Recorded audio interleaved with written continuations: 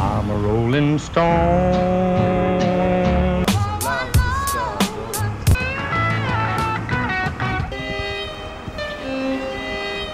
Regular listeners may be familiar with the audio postcards we've aired from reporter Doug Fine. He usually sends them from some wilderness area where he's pitted himself against the forces of nature. I've totally screwed up. I didn't know what I was doing as of a year and a half ago when I started this. I mean, falling off the roof, you know, nearly electrocuting myself with wiring. You get yourself greasy, the pump's always breaking down. What I do is I screw up and other people read about it and hopefully feel confident that they can do it better. For NPR News, I'm Doug Fine.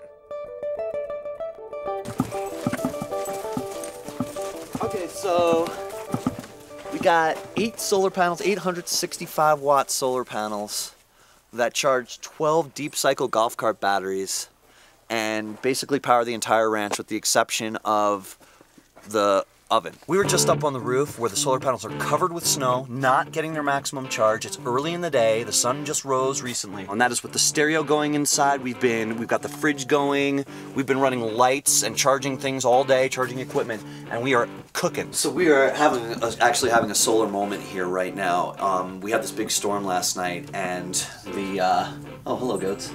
And the grid electricity got knocked out, but we have all our power here because we are on solar. So like this light right there, I turn it on and it goes on, and my laptop's going and we can blast the iTunes, all care of the sun. Here, I'm trying to see if I can really do it. Drive on vegetable oil instead of petroleum, grow as much of our food as we can, raise the food between the goats and the chickens, and then power the ranch by solar. I grew up pretty much on concrete eating Domino's pizza. And so living in a place where my food comes from my surroundings is a key part of being the happiest person. My parents felt that escaping from the immigrant tenement life was achieving the American dream. It was a beautiful thing. They got educated and moved to the suburbs. I don't care what the weatherman says. They had no idea that they were pioneers, unwitting participants in the most consuming, earth-destroying demographic. Let's just talk about the food system. You starve in a day in suburbia if the supermarkets close. That's not a society that's built on any kind of reality. So this is the Subaru that I'm saying farewell to. I basically gave it up because I didn't want to drive on fossil fuels anymore. Exhibit A, vegetable oil, my gas. Finest that Golden Dragon fryer waste ick can provide. This car was designed to run on vegetable oil. Rudolph Diesel invented the diesel engine so that farmers could grow peanuts, process the oil, and be totally independent on their farms. It drives better on vegetable oil than it does on diesel. It drives quieter on vegetable oil. The only downside is that the exhaust, you can smell right now, tends to give one the munchies. Kung Pao chicken! I'm so not into dying, and I so often put myself in a position where it could happen.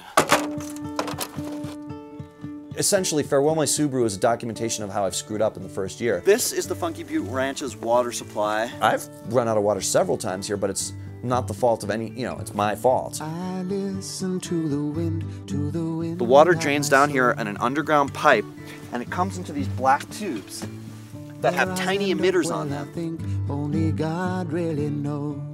This is an Israeli drip irrigation system. Shey Yigdal means may it grow in Hebrew. I was thinking about the Grateful Dead song Let It Grow, and that would be a nice thing to say, and so I thought I'd make it more of a divine request, may it grow. I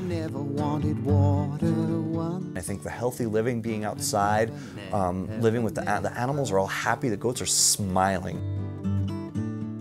The goats I got off Craigslist. I got them when I was still bottle feeding them, and so they want to be where I am. They think I'm their dad or the herd leader or something. When she gives birth, it's going to be a big step forward for local living on the ranch. We're going to get yogurt, cheese, milk, and ice cream out of her. I let my music take me where my heart wants to go. I think I'm busy now, but my girlfriend Amanda and I have a baby coming in June. The way I see it, that's just another 2 hands to feed the goats.